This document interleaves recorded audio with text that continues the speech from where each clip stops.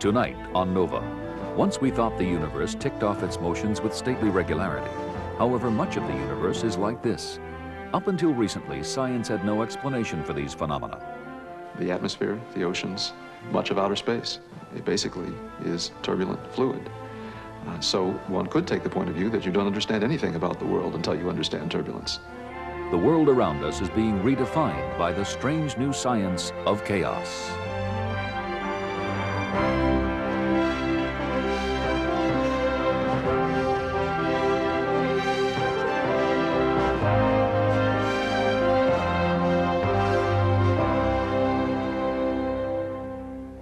Funding for NOVA is provided by Prime Computer, supplying integrated computer solutions to the world's manufacturing, commercial, technical, and scientific marketplaces. And the Johnson & Johnson family of companies, supplying healthcare products worldwide. Major funding for NOVA is provided by this station and other public television stations nationwide. I'm going to show you how to play the chaos game. It's very simple to play, but it has an extraordinary outcome. I begin with a big sheet of paper with 3 large points marked on it, labeled 1 and 2, 3 and 4, 5 and 6. Now what I do is I choose a point at random on the sheet of paper. I'll shut my eyes to do that, and now I'll just wiggle the pen around and dab a point. There it is. That's my starting point.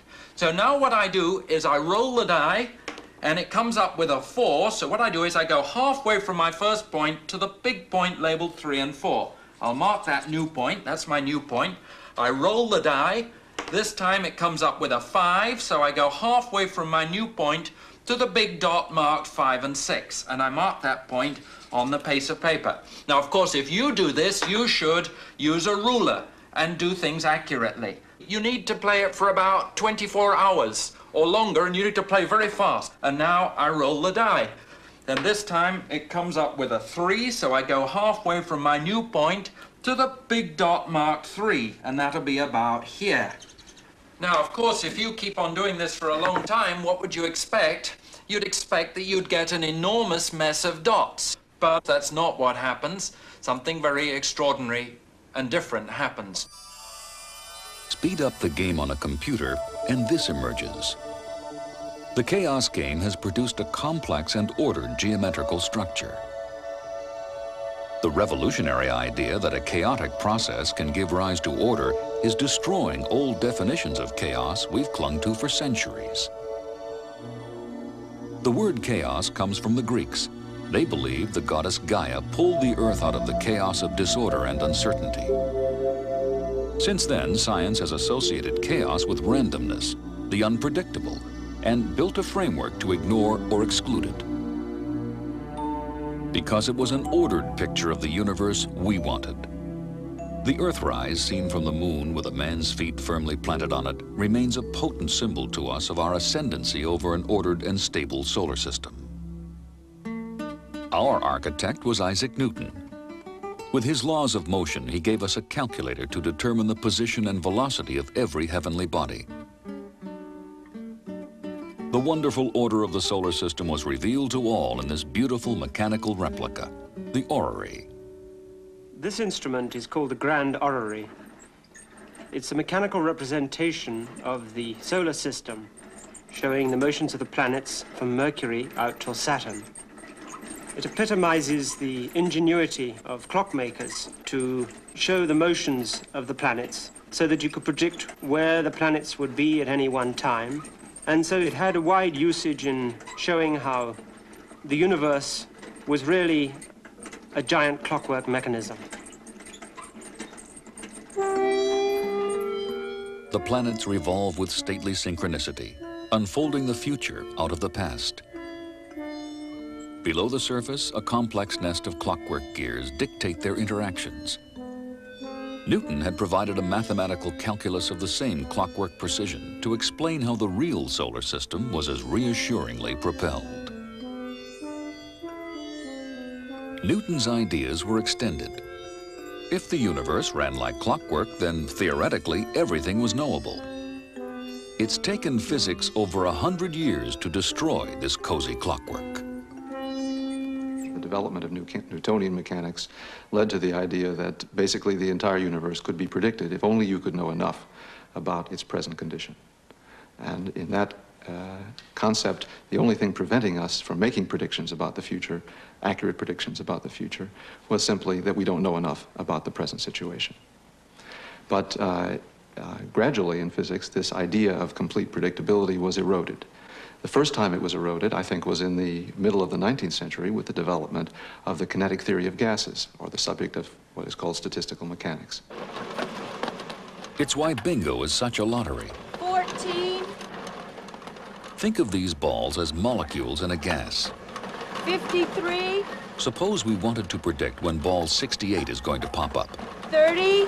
We'd have to calculate the outcome of the millions of random collisions between all the balls, since everything indirectly is going to affect the fate of 68. 56. It's theoretically impossible. We're defeated by the sheer force of numbers. 18. Complexity leads to uncertainty.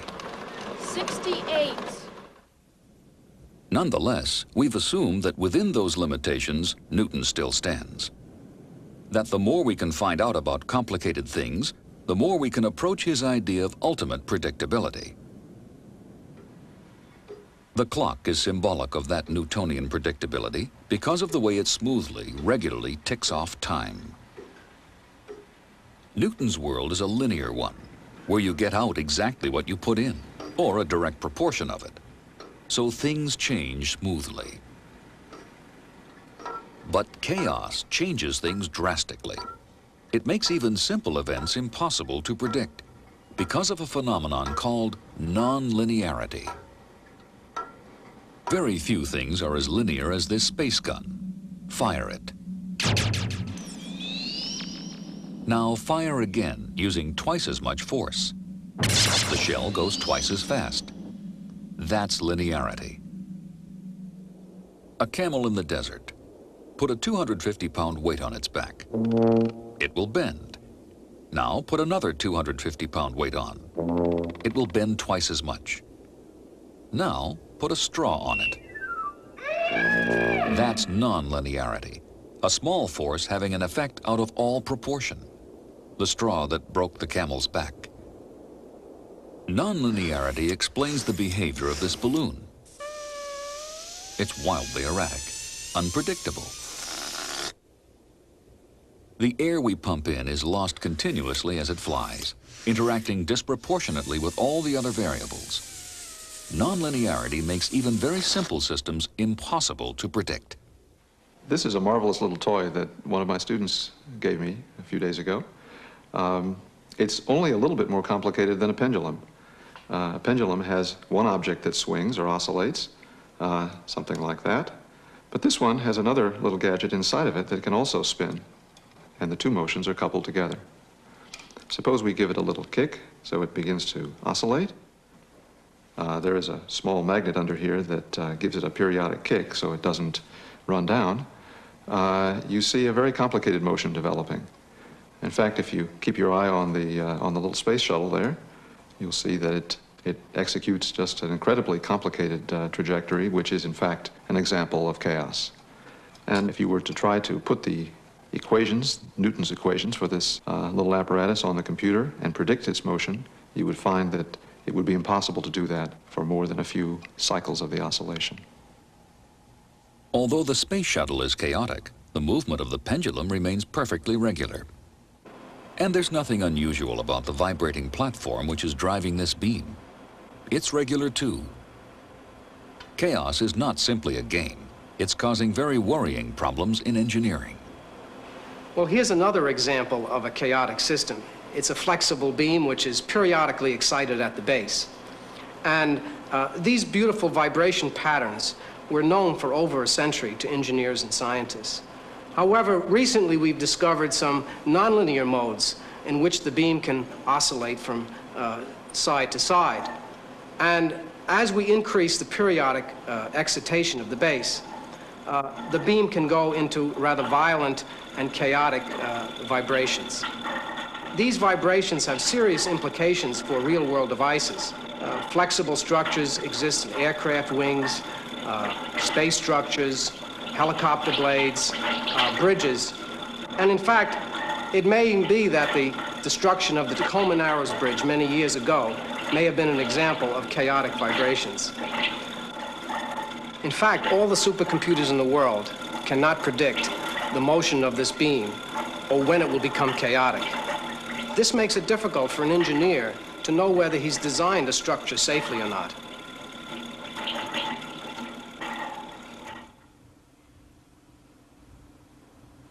This crude model is demonstrating how a satellite solar panel can go into fatal chaotic vibration.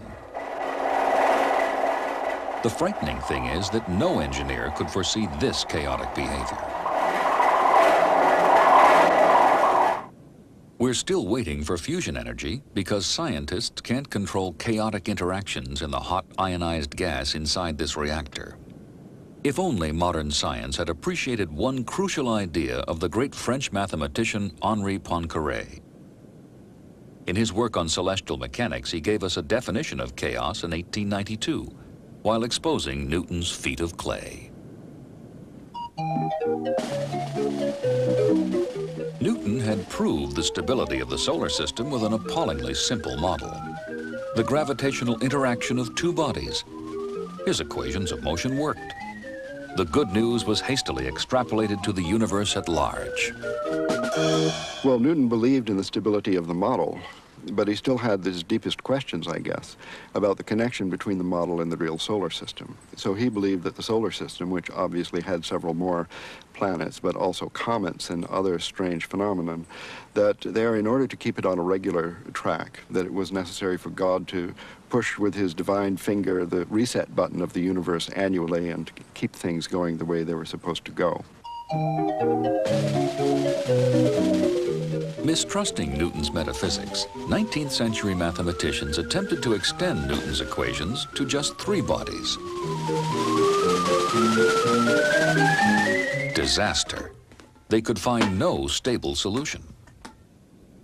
Poincaré bluntly reasoned that since Newton couldn't predict the outcome for three bodies, we couldn't prove the stability of the solar system either. And if prediction was out, we would have to settle for description.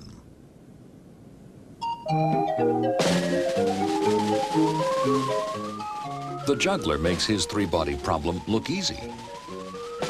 When Poincaré tried to describe the real thing, he ended up with chaos, a vision of orbits that were as tangled as a ball of string. It's so complicated, he said, that I cannot even attempt to draw it. We can see what Poincaré was driving at by watching the unstable motion of this small planet around two large suns. It's so erratic, any tiny error in our knowledge of where it started out will soon be magnified. Prediction becomes hopeless. Nowadays, we call it sensitivity to initial conditions. This is how Poincaré defined it. It may happen that small differences in the initial conditions produce very great ones in the final phenomena. A small error in the former will produce an enormous error in the latter. Prediction becomes impossible. This is a nice way to demonstrate the fundamental cause of chaos. We have a little pendulum with a magnet on the end of a rod. We release it, and it undergoes a very complicated motion because it is interacting with three fixed magnets glued to the base. The fundamental cause of chaos is basically this. When the magnet approaches the fixed magnet, it can go either to the left or to the right. Which way it goes depends very sensitively on exactly where it is when I release it. Similarly, at any other point along its trajectory, which way it goes will depend on exactly where it happens to be at any particular moment. That phenomenon, sensitive dependence on initial conditions, as we call it, is the fundamental cause of chaos. It arises from the underlying nonlinearity of the equations describing the motion.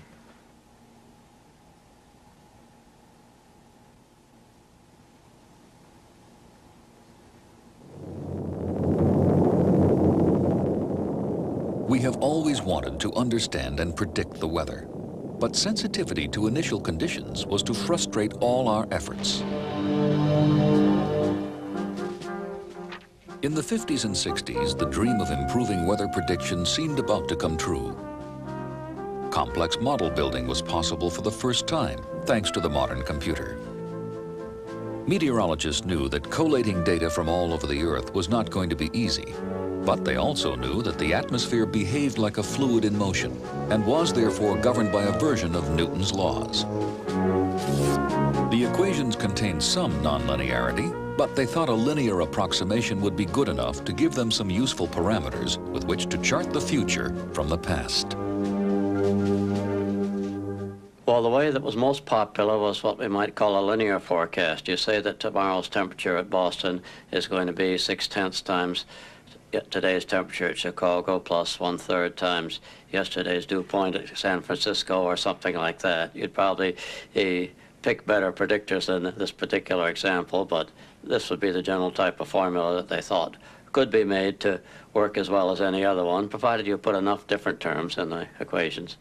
And there was a feeling that eventually linear formulas could be discovered that would do as good a job as anything else. Those meteorologists had never appreciated Poincaré and his warning about nonlinearity. They constructed their models. An international network of weather stations was yielding accurate information on temperature, humidity, and barometric pressure. The more data they had, they thought, the more accurate the forecast would get. But progress in weather prediction proved disappointing. Ed Lorenz decided to go the opposite route, towards simplicity. Perhaps the weather appeared to be unpredictable not because of complexity, but because of something simple but profound in its dynamics. So he chose a simple model. In a cold beaker of water, there is no structure. But as you heat it, these convection rolls emerge. Water heats at the bottom, becomes less dense, rises, cools, and becomes dense again. And it's pushed around by the hotter water rising behind it. In weather systems, those convection rolls are caused when air is heated close to the ground and rises before losing heat to the upper atmosphere. Lorenz found they could be modeled by equations for three variables, x, y, and z, which describe the speed and temperature of the convection roll. Lorenz programmed those equations into his computer, assigned initial values for the three variables, and started it running. The computer allowed him to run months of his weather model in a matter of minutes. Slowly, the plot rose and fell as the values fluctuated. One day, some feature of his plot particularly interested him. He decided to run the plot again by taking the values of x, y, and z at that point and reinserting them as the new initial conditions. He left for a cup of coffee, allowing history to repeat itself. And for a while it did. Then the two traces began to diverge. Things got worse and worse. Towards the end of the run, what should have been a perfect copy was presenting two completely different versions of the weather. And I was rather dismayed at first when I came back an hour later after 2 months of simulated weather and found that it wasn't behaving the same way because we'd had a lot of trouble with our little computer, and I thought this was more computer trouble at first. And then when I looked at it more closely, I realized that what was happening was that I hadn't put the same numbers in. I'd put in rounded off versions of the numbers, and these small differences had amplified, doubling every few days until they became so large that they drowned out the signal. The computer was calculating values for x, y, and z to 6 places of decimals. But the printout from which Lorenz took his new starting values only printed out to 3 places. Sensitivity to initial conditions, chaos, had blown those tiny errors up out of all proportion. First big question is, does this little model really behave the same way as the atmosphere? Or I should say, does the atmosphere behave the same way as the model? If it did, this would mean that long-range forecasting would simply not be possible. And this was a really exciting thing that came out of it, as far as I was concerned. Lorenz was quite correct. We can never know the initial conditions accurately enough to prevent some tiny unnoticed error, even the flapping wings of a butterfly amplifying itself and destroying our predictions.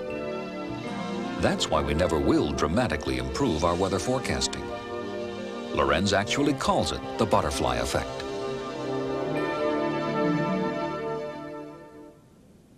Lorenz followed Poincaré.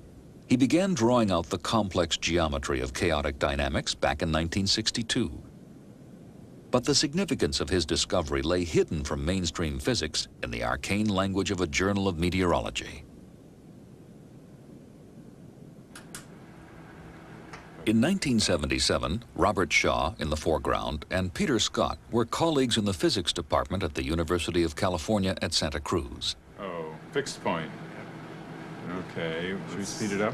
Sure, why don't you speed it up? Okay. They were playing with an old-fashioned apparatus called an analog computer. Why don't we try varying a parameter while it's going at this speed? Okay. No silicon chips, no digitized memory banks. Switch it off there for the moment. And we'll change these capacitors to the higher Just an speed. untidy mess of electrical wiring. Smaller capacitors mean higher speed for solving the equations. One day, a visiting professor handed them Ed Lorenz's weather equations. They turned them directly into electrical circuitry. Well, you know, when you first look at this, it looks like a tangle of spaghetti, but it's actually three equations. The X equation is on the left and is generally with the green wires, and the Y equation is in the middle, generally with the red wires, and the Z equation is on the right, generally with the yellow wires. But as you see, there are some red wires that go back to the green wire part of the circuit, and there are some yellow wires that go back to the red wire part of the circuit. So the three equations are coupled together. When it's actually running, the electrons are flowing through these wires. It's made of simple operational amplifiers, and so just resistors, capacitors, and amplifiers, little electronic amplifiers, behave will then solve these equations, and you see the voltage coming out here is then the solution of the equation. But no one had prepared them for this, an extraordinary dynamical object with a trajectory whizzing erratically to and fro. They'd breathed life into Ed Lorenz's butterfly. They'd had no idea that such simple equations could generate such complicated behavior. The equations that govern this attractor are no more complicated intrinsically than the equations that would govern, say, a clock. So a clock is a perfectly predictable entity. I mean, that's almost a definition of a clock. And yet, a similar degree of complexity can produce something that behaves in this fashion. But why is it this shape? What is it actually doing? And what is it telling us about the simple convection rolls with which Ed Lorenz modeled the weather? This is another version of Ed Lorenz's convection roll. Here, dots represent varying degrees of temperature. Dynamicists conjure up an abstract three-dimensional space to describe it, whose axes, x, y, and z, represent the three variables in Lorenz's equations. The x variable describes the speed of the convection roll. As it goes in the reverse direction, the roll reverses too. Now it's going counterclockwise. Y describes a temperature gradient across the convection roll from left to right. And Z describes a temperature inversion effect. So any point in this three-dimensional space is a coordinate that combines values for all three variables and describes what the whole system is doing. Now let's see what happens when heat is applied to the resting fluid. The coordinate shoots out to a position describing the new dynamics. There, the roll settles down to a stable motion. It's said to be attracted to this point. If we increase the heat, we perturb it further. But again, it settles down to another stable rolling motion. But if we apply still more heat, we reach a point where it never stabilizes. It flips backwards and forwards quite unpredictably. We've driven it into chaos. And here's Lorenz's butterfly again. Okay, and there's the atmosphere, turbulent atmosphere, bouncing up and down. unpredictably. Chaos scientists call this a strange attractor. Order and chaos combined. The boundary of the attractor is fixed because it's a product of the three weather equations. Yet inside it, the behavior is totally unpredictable. But that randomness is constrained. The trajectory never strays outside the margin of the attractor. These dynamics are demonstrating sensitivity to initial conditions. It's very similar to what happens to a deck of cards in the hands of an expert croupier. Think of the deck as an attractor. Shuffling is the perfect randomizing device within it. Two cards that were initially side by side could by now be separated anywhere in the pack. This is what happens on a strange attractor.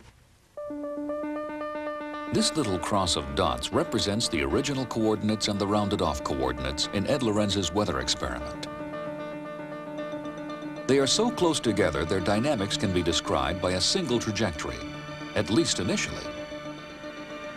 But keep your eye on the traveling coordinate.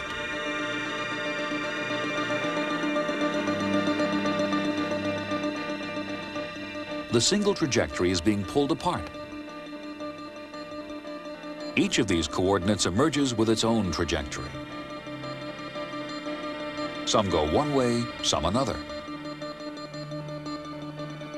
Each one of them is now describing a completely different version of the weather. This is why it is so intrinsically unpredictable. Most of nature is composed of turbulent phenomena like the weather. Air, gas, and fluids are described by the same Newtonian equations. Over a reasonable period of time, the flow rate in this river doesn't change very much. Neither does the rock in the waterfall jump about. Yet the water never takes the same path twice. Turbulence like this has baffled scientists for centuries. The entire universe is filled with fluids in turbulent motion. The atmosphere, the oceans, much of outer space, it basically is turbulent fluid. So one could take the point of view that you don't understand anything about the world until you understand turbulence. For a while, this trail of cigarette smoke rises in a simple stream. Suddenly, there's a transformation. It becomes turbulent, chaotic. But what rules, if any, govern this sudden transition from order to disorder? Golub, with a partner, Harry Swinney, built this cylinder to drive fluid from simple flow to turbulence. Inside is a smaller cylinder, which can rotate at different speeds, putting an increasing shear force on water which is contained in the narrow ring around the outside.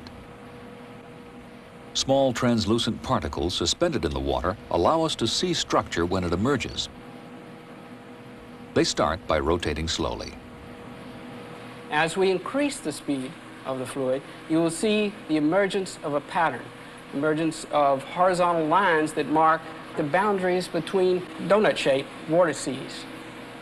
These donuts are stacked along the direction of the cylinder, and we can see them now as they start to form at a very well-defined rotation rate of the cylinder.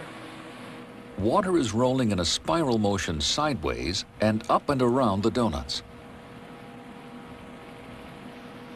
As they increase the rotation rate to a well-defined level, these wavy lines develop.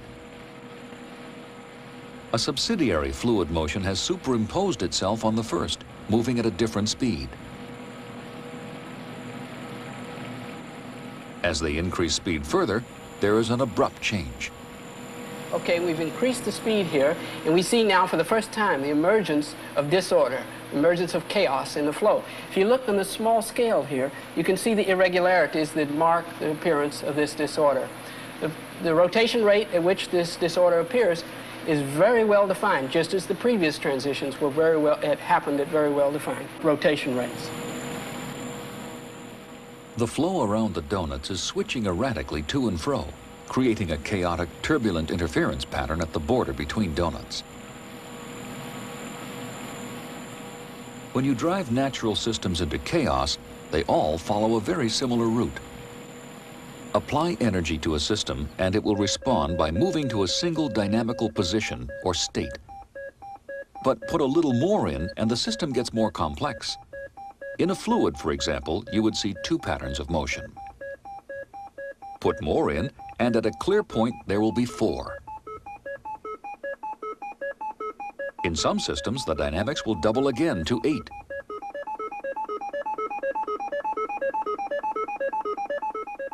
And here's the transition to chaos. Now the system is hopping randomly between many states. This is the music of chaos. A dripping tap may be a source of irritation to us, but it was a source of inspiration to Robert Shaw and Peter Scott. In their hands, the familiar faucet turned into a landmark experiment in nonlinear dynamics. The idea was put into their heads by a visiting West German scientist called Otto Rosler. It prompted another string and sealing wax experiment. Just a simple, straightforward periodic drip. That's looking pretty stable. Yeah, pretty quiet. Okay.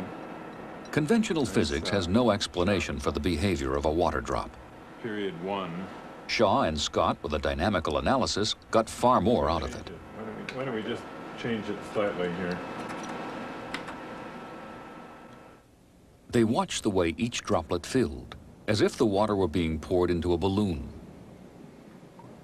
The skin of the balloon, the elastic surface tension, stretches, but eventually the balloon drops off, and the surface tension snaps back towards the spout just before the next droplet forms out of it. That snapback is the nonlinear element in this little continuous cycle of droplet formation.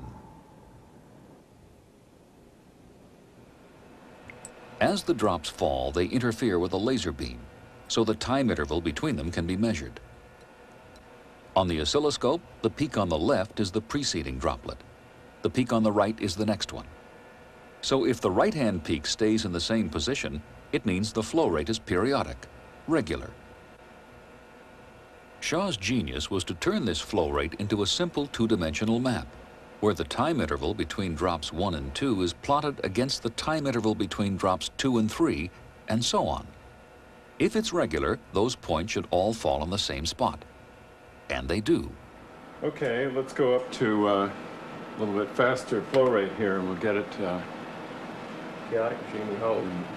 hopefully in some chaotic regime. So it starts up. Oops, there it is. Regular dripping represents pretty boring dynamics. But what is happening now that they've opened the tap a little more?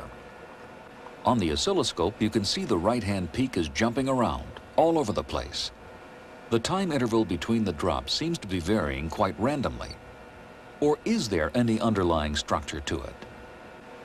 If it were completely random, this screen would simply fill up with a great mess of points. But look, there's a structure emerging. The points are constrained within a finite shape. Scott and Shaw have captured one view of another strange attractor. That strange attractor means even the apparently random behavior of a dripping tap has a hidden order lurking behind it. The order of chaos.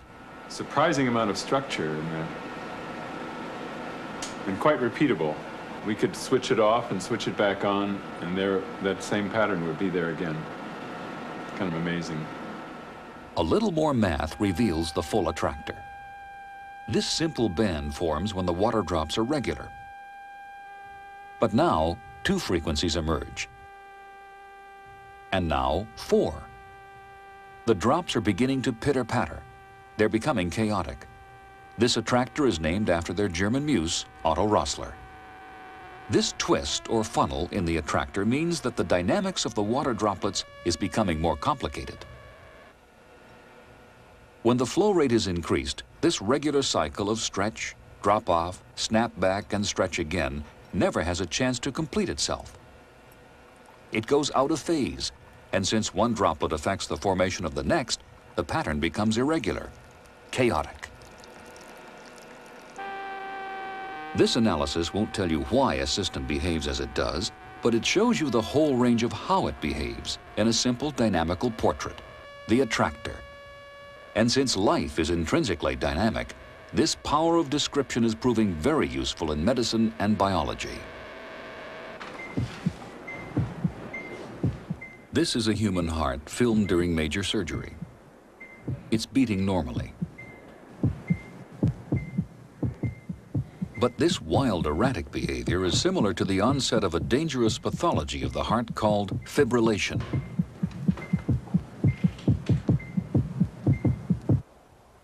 Hilda Elmond is recovering from heart surgery at Cedars-Sinai Hospital in Los Angeles. She looks comfortable, but the upper chamber of the heart, the atrium, keeps jumping from normal rhythm to fibrillation. It's a shock effect of drastic surgery she's just undergone. Acute events now in post-op Yeah, she's patients. had an acute insult from surgery, from open heart surgery, and she's going to be in and out of atrial fib.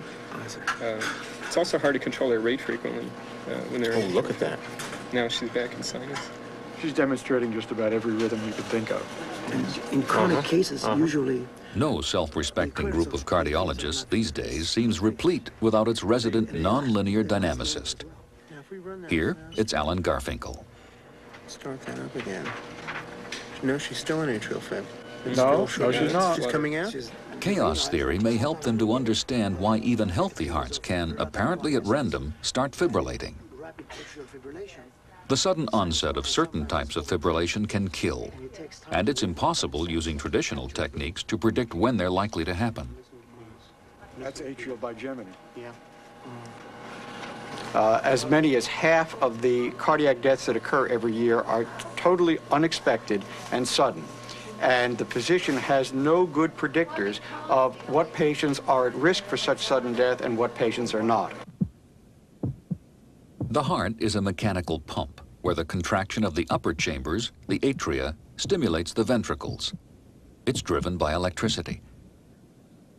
The main pacemaker, the sinus node, sends an electrical wave across the atrium, making it contract. That's received by the atrioventricular node in the center, which relays the signal down to the ventricles. As long as this chain of electrical events is stable, the heart beats normally. This is what it produces. Each beat is a signature of one cycle of the mechanical activity of the heart. It contains a surprising amount of detail. First comes the P wave. That's when the atrium is contracting. Then there is the big QRS complex. That's the power stroke of the heart when the ventricle contracts. Finally comes the T wave, when the heart has to relax before it's ready to start the cycle again. And it turns out that the T wave is the really interesting part. In our work at Cedars-Sinai, we've been studying what happens to the heart as it becomes progressively destabilized, intoxicated, stressed. And what we see is a very remarkable sequence of attractors which are astonishingly like the Rissler sequence. In the Rissler system, you recall, you see a very striking sequence of qualitative changes as that stress parameter is increased. It begins with a simple oscillation. It goes through period doubling to that banded structure. It then goes through another bifurcation and develops a fold. When it develops the fold, it becomes a little bit more chaotic, but it's still really quite regular within its chaotic action. And then, as that stress parameter is increased even further, it develops a funnel. And what happens in the funnel is that the state point was going around, gets periodically diverted into the funnel. When it gets into the funnel, it gets whipped around a couple of times. It comes back out into the oscillation, and it sort of doesn't know where it is anymore. That has the effect of radically chaoticizing the behavior so that it's not periodic at all anymore. When Garfinkel did a dynamical analysis of the heartbeat data, he came up with this attractor when the heart was only mildly stressed. And this more chaotic attractor, very similar to the Rissler funnel, when the heart was on the brink of fibrillation. Something as complex as the human heart behaves dynamically, just like a dripping tap. If you think about what that trajectory in the phase plane is telling us, it's actually telling us a very interesting thing about what causes the transition to chaos in this system.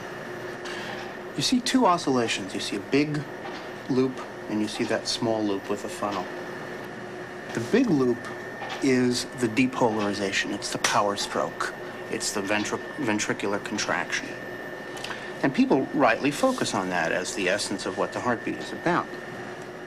But what we see in this is that what causes the transition to chaos is the dynamic complexity that arises in the repolarization, in the recovery, in the T wave. That's the little funnel. And what's happening is that the recovery is becoming dynamically complex. And so the state point going around gets trapped in a complex recovery and can't recover in time and in the right fashion. That's what causes the real transition to chaos here. This heart is in atrial fibrillation. Highly irregular impulses are crashing like waves on the atrioventricular node. It's swamped. It never has time to recover before the next wave crashes in. So the normal phase of the relay to the ventricles is destroyed, and they beat very irregularly, just as the water drops flowed irregularly from the open tap. Now that the heart is a nonlinear system and its dynamic behavior is very much similar to other nonlinear dynamic systems, it is providing us a tool, a means of monitoring the rhythm from a different perspective.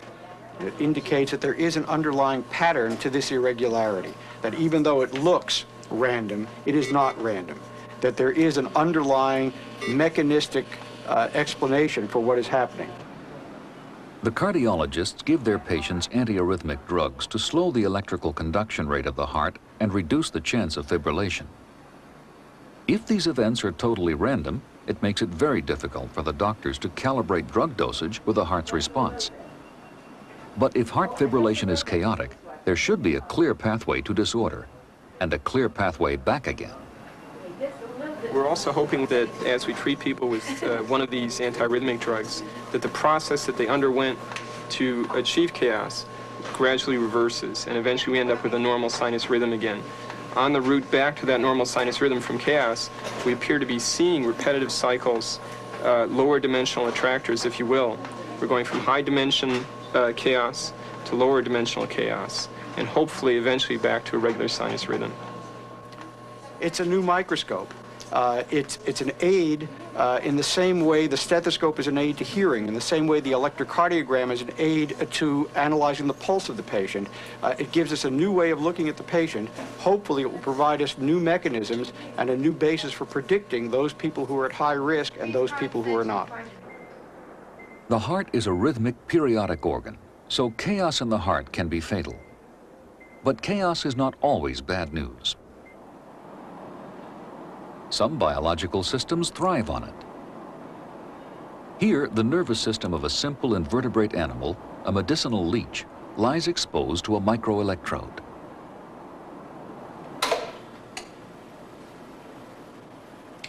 What we're doing here is eavesdropping on a single nerve cell inside of the leech. And each of these spikes corresponds to a signal that's coming out of the nerve cell. The nerve cell of a leech, it lives in a much more complex environment than a heart cell. A heart cell sees a periodic or a fairly periodic kind of input. In the case of a nerve cell, it's getting information from all sorts of different directions, and for that reason, its output is much, much more complex. In the case of the heart cell, you can say, by very elegant computation, that it is obeying a fairly low-dimensional dynamical behavior. In the case of the leech neuron, the behavior is much more complex, corresponds to a much higher dimension, but it is not truly random. This is the strange attractor Rapp constructs from his nerve data. It may look random, but it's a lot more constrained than a picture of total randomness. Constrained randomness is the secret of healthy nerve action.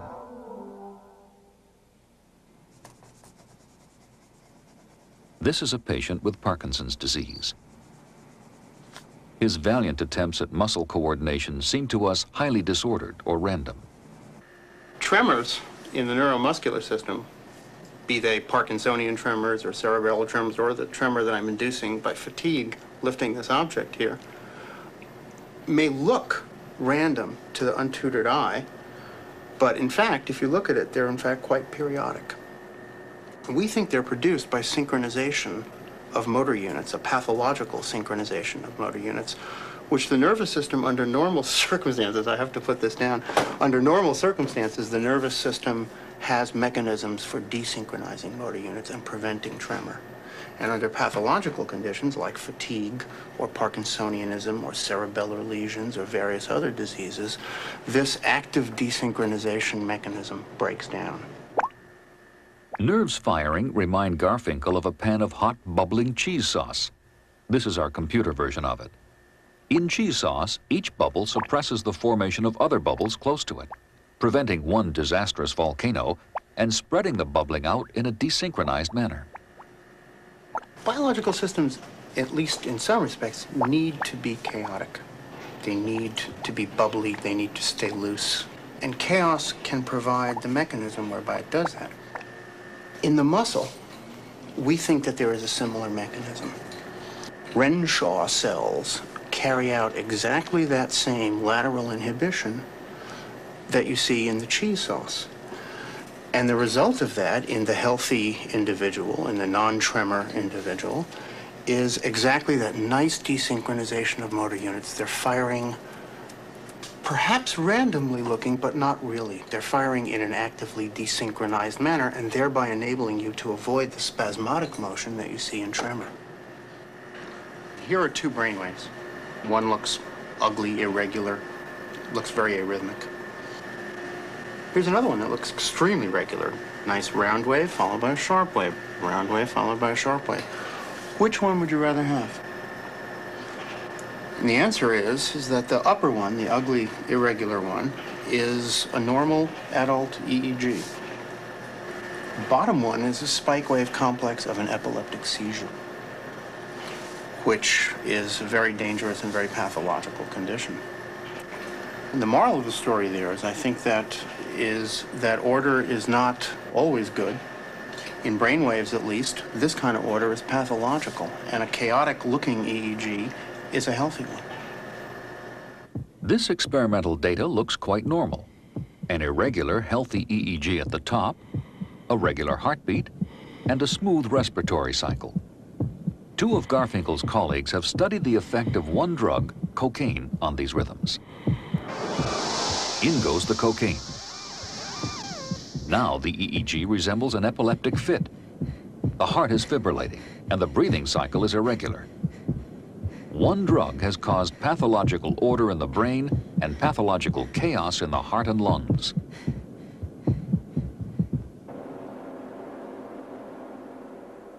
In a laboratory in Philadelphia, a subject rests quietly while his brainwaves are being recorded.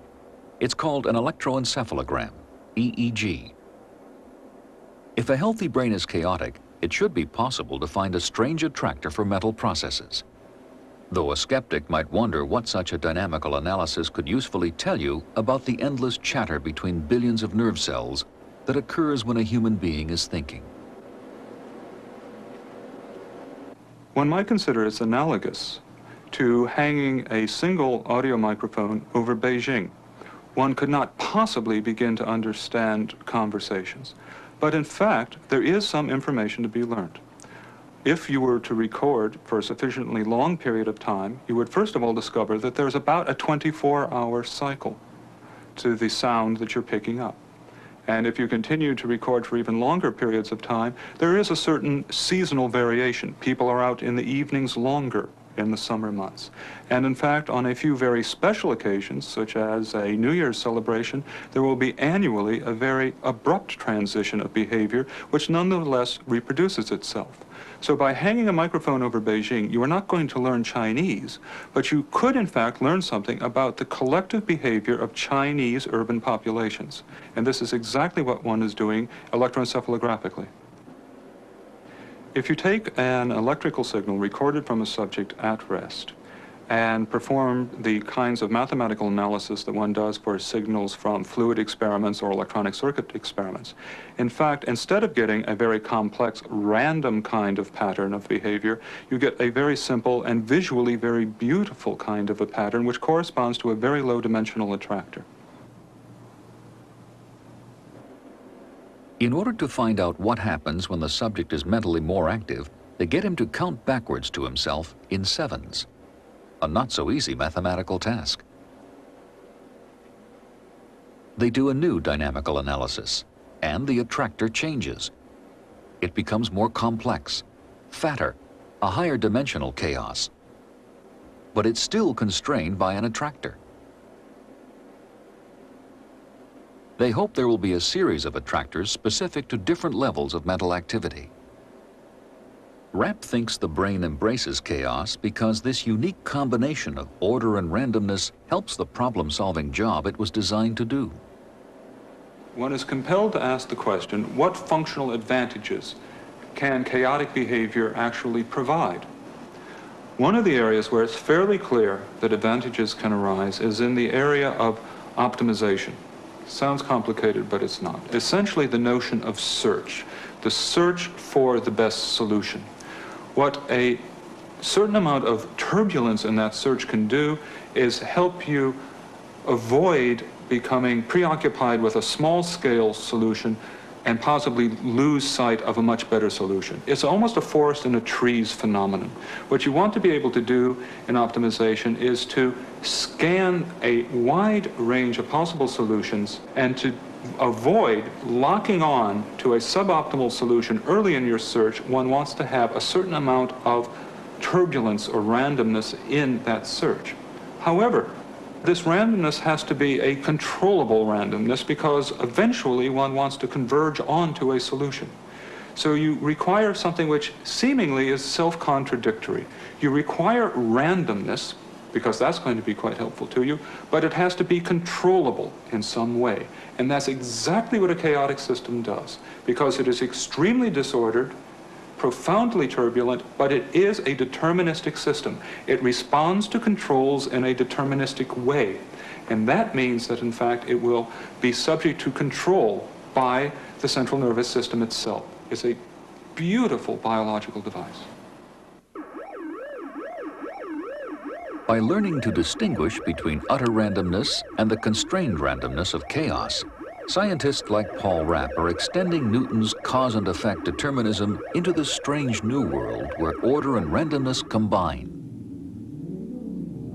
Thanks to chaos, scientists are beginning to model the real world in all its non-linear complexity.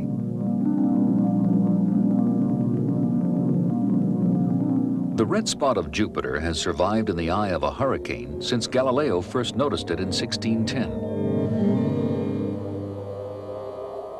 It's puzzled scientists for centuries, and until recently there were no convincing theories for it. This is a computer simulation of the Jovian atmosphere, and there's the red spot. Scientist Philip Marcus programmed in Newton's equations, added some terms for the Coriolis force, and some starting conditions. The nonlinearity of chaos did the rest. A stable, self-organized vortex rose spontaneously out of the turbulence. Down in Texas, Harry Swinney has created chaos in a spinning bathtub. His experimental expertise in fluid dynamics has recreated the turbulent conditions of the Jovian atmosphere. The red dye will reveal the turbulent patterns to a spinning camera. This is what it sees. The red spot, now approaching 12 o'clock, is indeed a huge vortex. Now it's approaching 3 o'clock. Without the insights gained from chaos theory, these experiments would simply never have happened, and scientists would still be throwing out really interesting information because it appeared to be nothing more than random, noisy rubbish. Chaos has enriched Newton's notions of cause and effect determinism and brought us closer to understanding the world as it really is. Science is, after all, an enterprise of the solvable.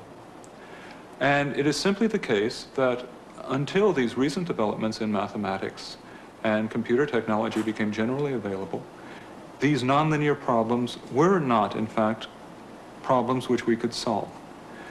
That's one of the reasons why so many people are so very excited about our emerging understanding of nonlinear dynamical systems and chaos. What it has done is provide us with a language, a very rich and sophisticated language, that we can bring to the analysis of complex, turbulent phenomena which surround us. The domain of what we can investigate has been enormously expanded, and this is extremely exciting to a scientist.